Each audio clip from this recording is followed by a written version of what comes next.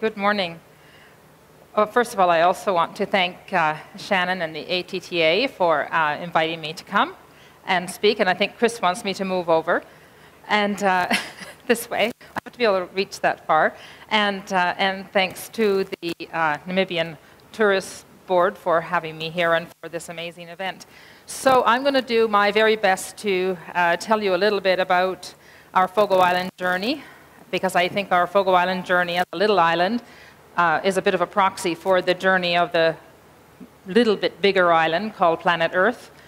And before I do that, I have to say the most exciting thing that's happened to me in a really long time is I met Pico Iyer in the flesh, because, remarkable thing, 25 years ago, I spent about a year coming up the middle of the African continent, and I had this whole debate. It was the beginning of my whole travel journey, and I had a big debate whether to go to Asia or come to Africa. And I decided to come to Africa, but I decided to bring a book about Asia. So I was reading Video Night in Kathmandu.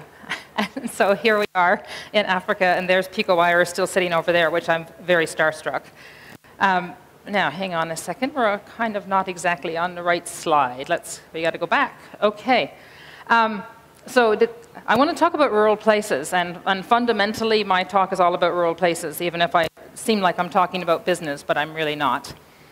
When I had that long journey through Africa, it was a remarkable journey, of course, but I came away from it with this sense that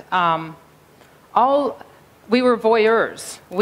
My friends and I, traveling through all of these very rural places, looking at people who were looking at us, and we were looking at them looking at us. But somehow I still came away with kind of a thirst that didn't get satisfied for encounters, because I really, having grown up on this tiny little island, spent my whole growing up years wondering what's out there, and what are the people out there like, and what do they know about the world that I don't know. And so I think one of the challenges is, how do we make these meaningful encounters? And so maybe we'll just go through this. Now, Pico says he doesn't have a PowerPoint. Everybody who comes out of the business world has to have a PowerPoint, so I have a PowerPoint. So the title of my talk is Requiem or Anthem, which I have to give credit to an artist based in Chicago named Theaster Gates, who had a brilliant art project at Last Documenta. A requiem, of course, is something that's nostalgic and mournful, and it's kind of a song for the dead. And an anthem is also nostalgic, just more positive, and kind of a song that has a future. And it's a question mark about rural places, because I don't know if it's a requiem or an anthem. And the same for Fogo Island. I don't know yet. And let me go through why I feel that way, why it's confusing. And so Fogo Island, very different from Namibia. It's a very watery place in the North Atlantic, and a very savage ocean, as you might imagine. There's a wonderful organization called the Flat Earth Society, which I think is a wonderful piece of lunacy, because it helps frame our thoughts that things are not unlimited. And it has declared that Brimstone Head on Fogo Island is one of the four corners of the flat Earth. We could do a lot with that. And to give you a sense of where it is, it's at 49 degrees north. Newfoundland, actually, I think the perception of Newfoundland is that it's very north. But because it's in that very powerful Labrador current that comes down from Greenland, we are icebound much of the year, so it has this feeling of being much further north. Anyway, the settlement pattern of Newfoundland, there were indigenous people, and I'd love to tell that story, but we don't have time. There are no more indigenous people on the coast that I grew up on Fogo Island. But the Vikings came 1,000 years ago, and I think they probably found it so inhospitable that they left. And then Europeans started to come in 1497, English people and Irish people, and they settled the whole coast of Newfoundland, including this little island I'm from. So I'm an 8th generation Fogo Islander. And of course, well, there's Newfoundland. You get a sense of where it is. So it's an island off an island, rural and remote, because not all rural places are remote. And this is why people came. This humble little fish is a brilliant book called Cod by a New Yorker. Who else would write a book about codfish? And the tagline of his book was "A humble fish that changed the world."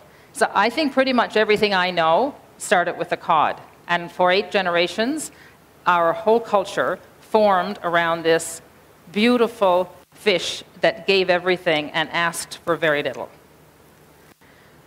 And then you get a sense of what it looks like to actually hold one and catch one. And so these structures that you see here, this is what the tangible and built heritage of Newfoundland and Labrador outports looks like. And these buildings are called stages. And they're very beautiful. They look very precarious, but these buildings you're looking at are actually about 250 years old.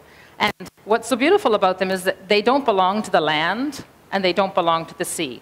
And again, they do their very best to provide that bridge in between. So when the fishing boats come in, it's a place to offload the fish. And so this is at our peak on our little island, which is around 300,000 kilometers. There was actually an article about Fogo Island in the New York Times, and the headline said, "Tiny Fogo Island does whatever." And I became enraged at this idea that someone in Manhattan should call Fogo Island tiny. I mean, Manhattan is only 87 square kilometers, and we're 300 square kilometers. And in our 300 square kilometers, at our peak, we were 6,000 people. And this island, I mean, it was an island of communities, 10 different communities. And I want to talk about this concept of wholeness. It was whole unto itself. We were pretty much self-sufficient. We were salt fish people, meaning we salted the fish, and it got shipped overseas, and that's what provided tea and sugar and the things that we couldn't produce. But really, it was a whole place. And it's a place that has 7 different seasons. Actually, most Fogo Islanders think there are far more seasons. I'm just too lazy to describe them all. But really, 7 really vibrant and beautiful seasons. And as we talk about tourism and travel, I think that's one of the things that as an industry we need to get a lot more thoughtful about, this whole business of flattening a place in 2 months of the year and abandoning it for the 10. And this is you get a sense of the pack ice that comes down from Greenland. I mean, my father used to say, every year half of Greenland breaks off and comes down on top of us. And you know, this was a really important part of our ability to make a living because of the cold water. That's why there were so many fish and why there were so many seals. Every year, we see less and less ice, of course. And behind the pack ice come the icebergs. And these buildings, I'm showing them to you because you know, they contain knowledge, and they have been hugely influential in the way we've followed our projects. There's a man who lives on the next island called Change Islands, and he always says, any man can build a house. To which most men sort of go, really? But he follows it with, but not any man can build a boat. And if you can build a boat, you can build anything. And in those little wooden boats, which have been the workhorse for centuries of the cod fishery, is a huge amount of knowing. And there's one of those men who can build a house and a boat, and he can go out and find the right tree to build it with. And that's actually one of the great gifts that we have in Newfoundland is lots of wood. And there he can row the boat, and he can make a living. And so that's a whole life. And that's the sense of some of the homes that we live in. This is one of our builders that is gone. And I love this picture. It's an older picture now, but you get a sense of how important fish were to us as a people. And so you see these images of fish as if they're members of the family. And they were. And this is how we fish. Little boats, so my father and his father and all the fathers fished this way. Little boats that went no more than, say, 5 miles from the shore. Brilliant, brilliant coastal navigators. Absolutely useless at sea, because once they get out of the sight of land, they don't know how to navigate. And so we made a living this way for 400 years. Completely sustainable. Completely dignified. And then this happened. And so from the first factory dragger like this, which came in the late 50s, it took exactly 30 years to bring the cod, which was one of the hugest species of fish in terms of population that ever existed on the planet. It took 30 years to bring it to the brink of extinction. And so you can see it in the chart. So that the peak at the top there is, you know, how successful these draggers were in a totally unregulated ocean. Draggers from every country you can imagine. That peak, which everybody was so proud of, led to this, where you can see what's happened to the biomass. And so the biomass came down to the point that a moratorium had to be declared on fish. And in my own life, my father was the last generation of cod fishing people. And so I remember the day he came home with one fish, exactly one fish. And so all of us were all, you know, pointed at a life in the fishery. And so he realized that this wasn't going to be possible, and so he did what was a very political act, really. He burned his boat right there and then, and it was over. And I think he died, obviously, with a broken heart and not really able to understand what happened and not able to accept that this happened on his watch after all those generations. And so you look at these buildings and you think, okay, well, they're just useless and it's done. And maybe we needed to find a new story. And many, many, many Newfoundlanders, like this happened across all of the outports, and Fogo Island was just one. Many left, and scenes like this were very common. If you lived on an island, you'd take your house with you. There's a line in a Newfoundland song about this whole resettlement program, and it is, they moved without leaving and never arrived. And so this very, very deep sense of belonging to a place and having emerged from a place and being embodied with a place is very powerful in the culture. Now, the thing is, before we get to cauliflowers, I want to say Fogo Islanders did not leave. They found a way to stay. That's another long story that involves art and film. I'd love to tell that story maybe after. And I went away to university. And my family's fishing ended there, but other families carried on. So when I went away to work and study, I became involved in business. And I sort of came to realize a lot about the world in looking at a cauliflower. And I say that because I came to see that Fogo Island is like a little floret. And the whole world is a whole bunch of little florets. And they're all joined together by this stem, which is the connective tissue of the world, the business and commerce systems, distribution systems. And I came to realize, as my father said, you know, it wasn't the fish that let us down. The fish tried as hard as they could. They even started to reproduce earlier in their lives so that they could continue to survive, but it was hopeless. But what I realized, studying business and being in the business world, what let us down was the connective tissue, was the business systems. And so when the connective tissue of the system becomes so self-serving that it starves the little florets, then communities start to die. And so we do live in a time of disintegration of rural places. And it's alarming, and I think it's global. And the question is, what can anyone do? And so because I was in the technology world and in the right place at the right time, I ended up with more financial capital than I needed to live my life. And well, I never really left home, or home never left me. And so I decided to go home and to see if I could help make a difference. I could give you a whole long list of books that I think everybody should read. There's a relatively new one. It's a couple of years old, called Sacred Economics by a fellow named Charles Eisenstein, which I highly recommend. He talks about this idea of sacred capital. Something that's sacred, the idea of something being sacred, would mean that it's unique, and that it uniquely emerged from a place or a set of circumstances that couldn't have occurred in any other way. And so, obviously, ecology, ecological capital, cultural capital, these are all sacred things. Monetary capital is not a sacred thing. It is a form of capital, and it's really important.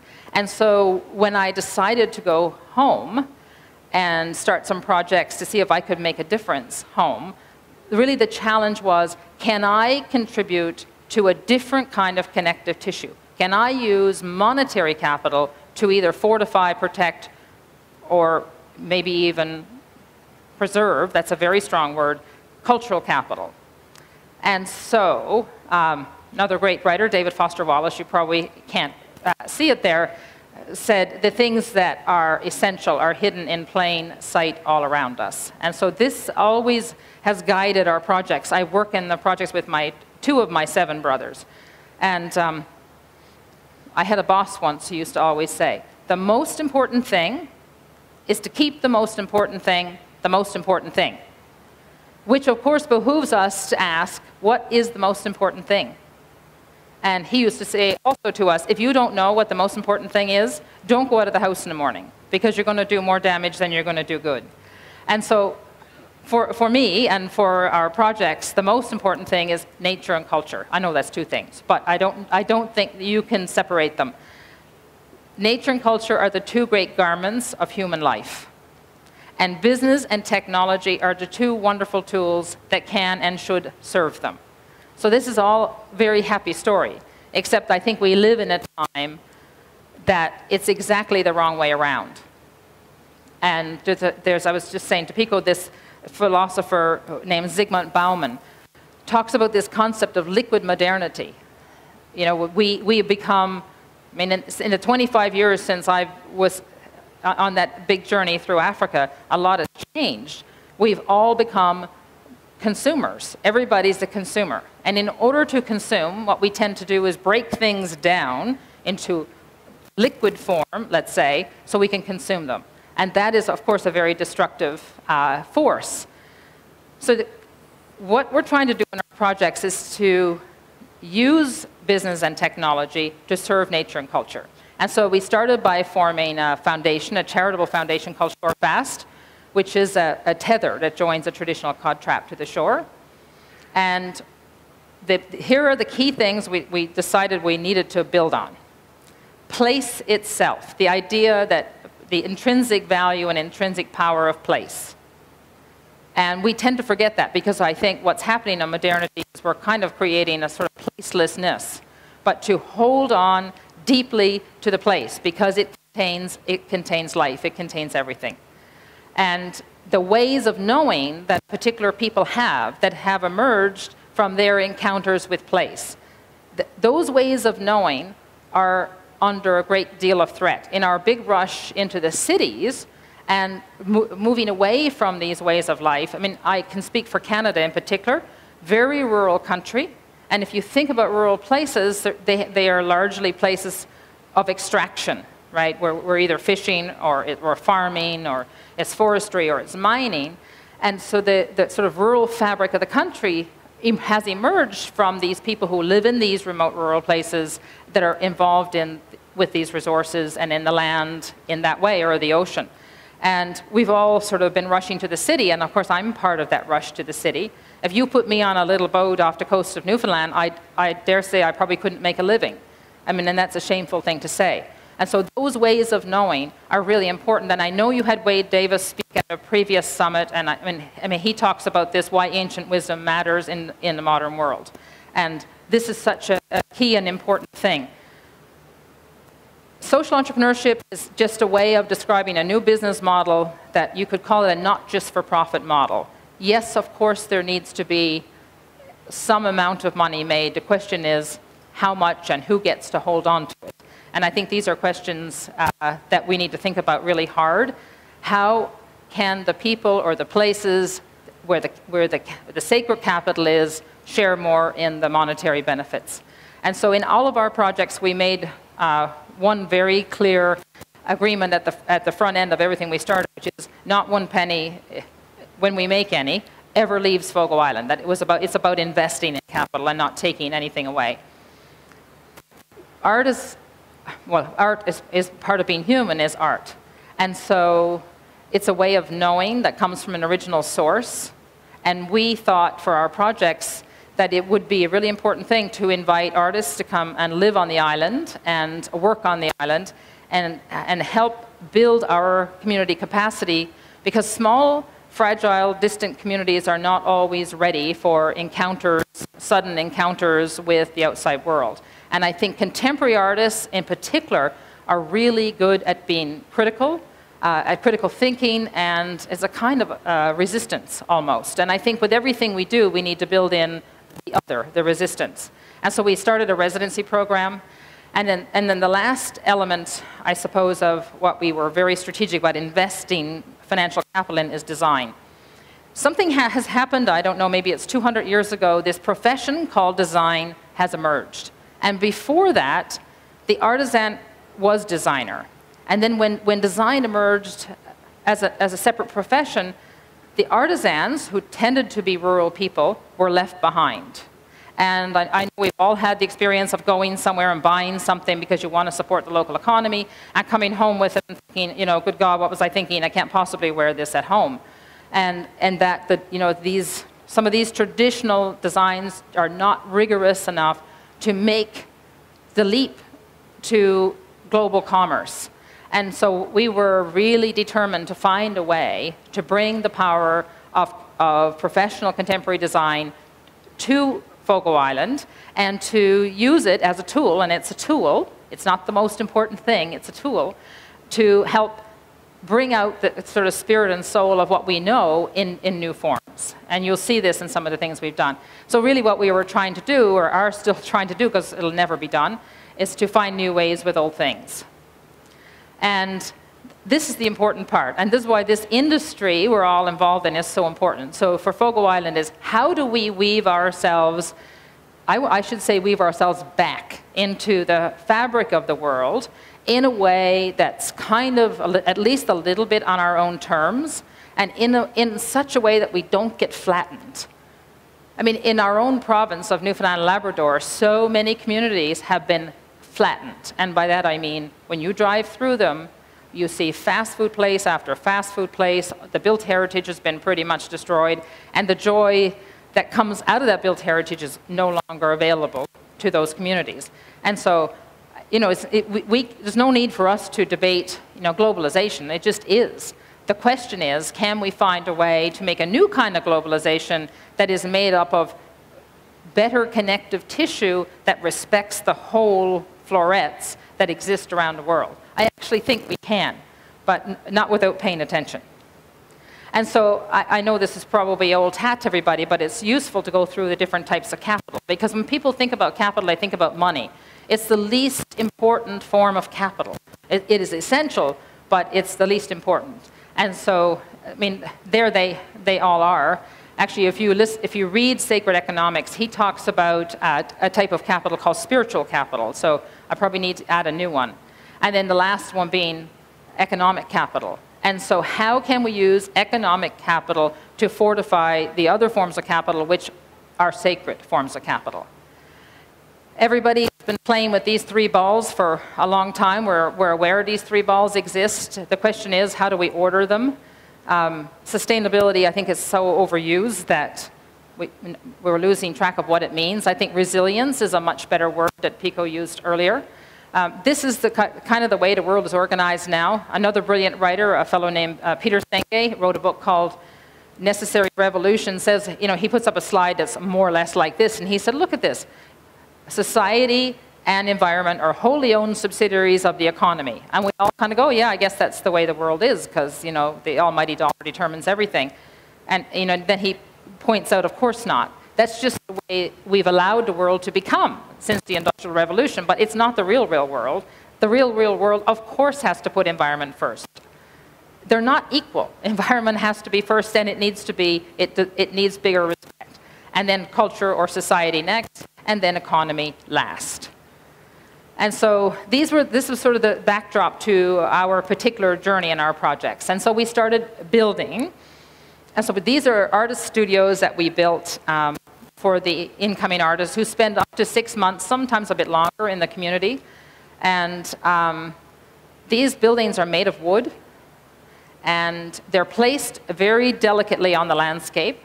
And they sort of serve as punctuation marks that bring focus and attention and a kind of devotion, really, to the landscape they sit on.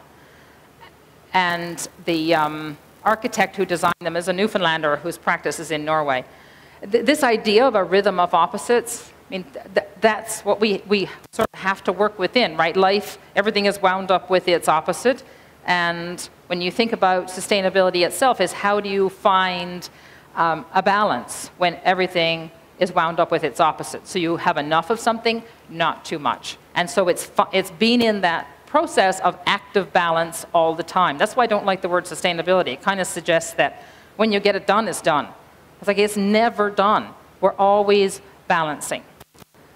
And so 4 of these studios were built on the island, and they're all off the grid, so when the artists go to work, they spend time, at least 15 minutes outside in our climate that can be challenging to get to their workplace.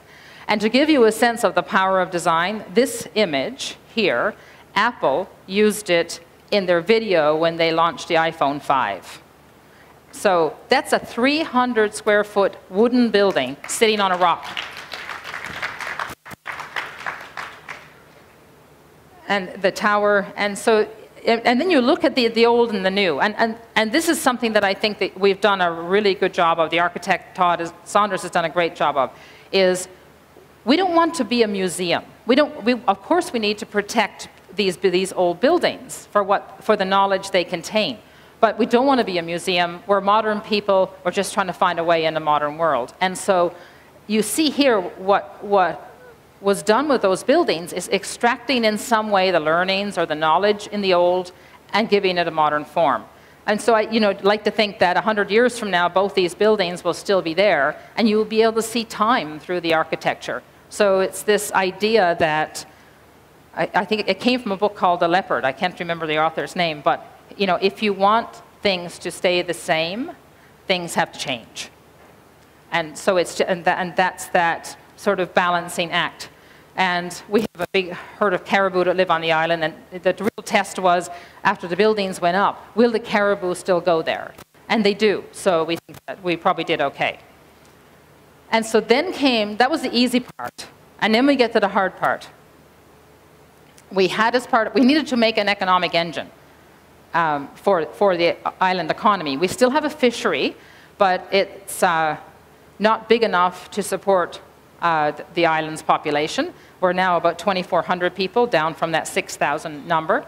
And so we decided maybe we would build an inn. And this gave rise to a huge conversation locally, including one woman who I've known, well, she's known me all my life, she's older. And she said to me, she says, "What are you going at? You can't sell hospitality, because if you sell it, then it's not hospitality anymore." Which is a really important question.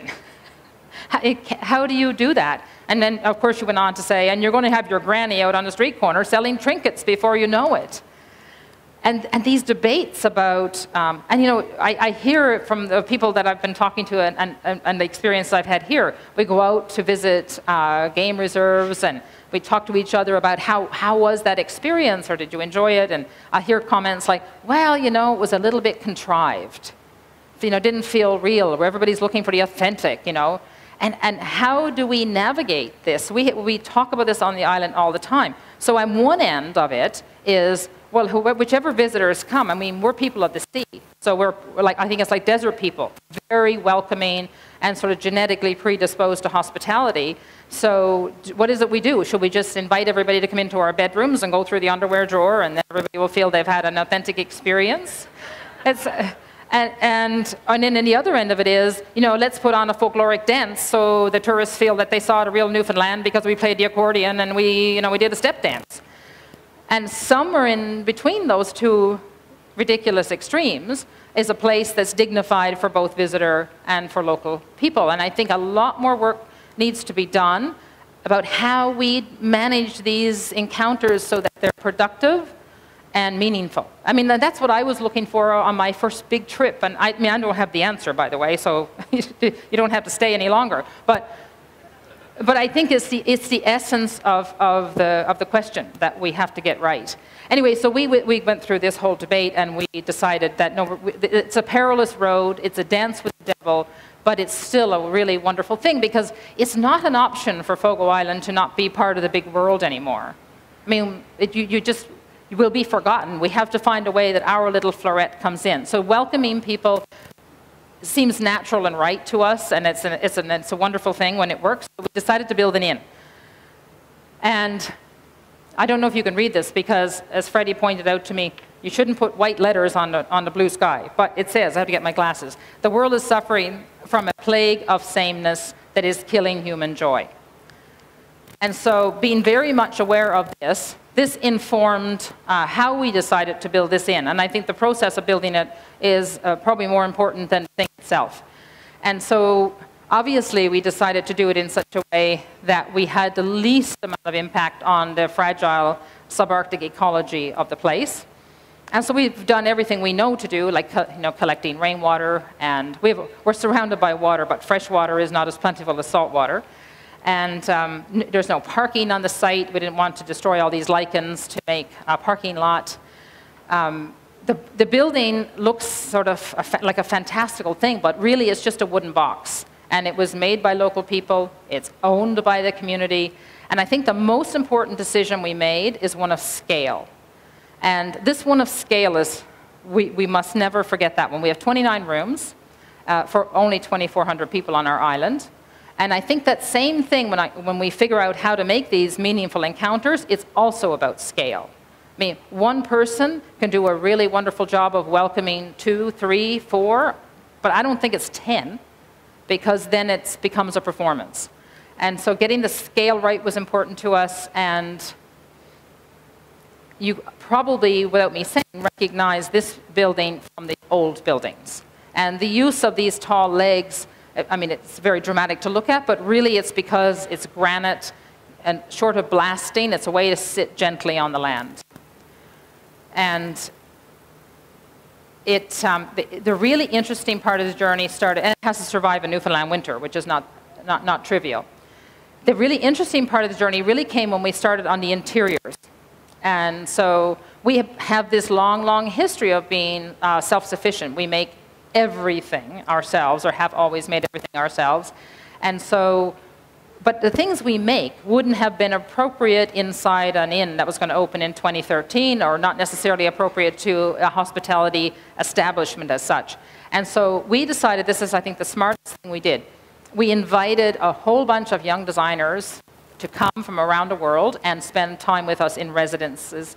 And the idea of it was, like, if you were working on a chair, you'd work with a boat builder and find a way to imagine what would a chair look like, what would our ancestors, if they were here now, what kind of a chair would they make? And so out of this came a whole set of objects. This was a very typical meeting during this whole process. Generally speaking, the men on Fogo Island make things that are hard, the women make things that are soft. And so on the textiles, the same way. So every single thing in the inn, every single thing except for technology and the stove, was made on the island. And here's the other thing we did, which was really hard, and I ask that everybody do this in their lives. If you're going to spend $1, where is that dollar going?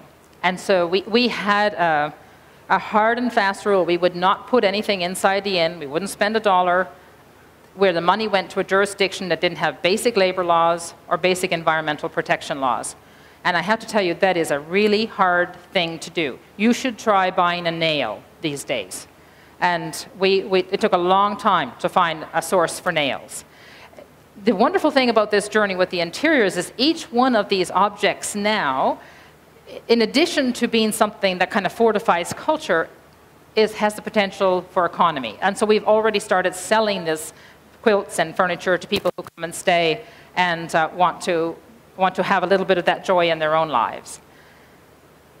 And so we get through the end of this here. So this idea of things being handmade, even the wallpaper is designed for the inn.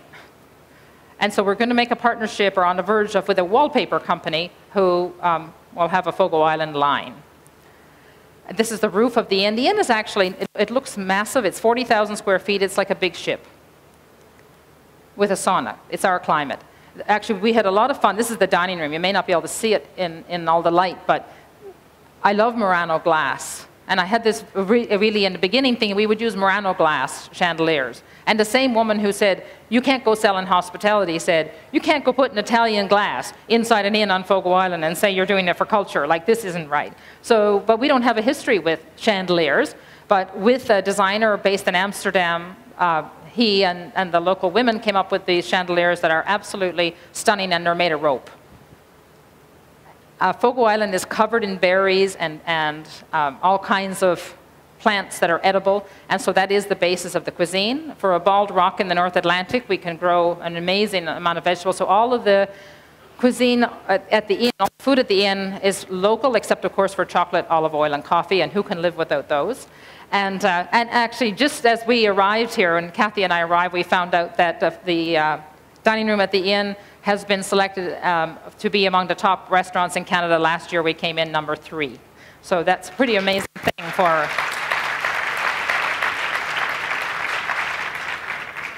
So but we really did it by being absolutely, ruthlessly, and intensely local.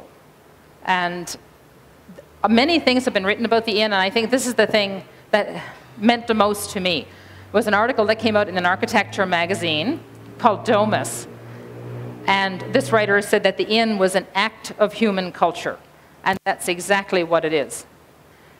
And so now people are starting to come, and we're open now. And for people who come, like this picture here, I grew up like this. I grew up feral.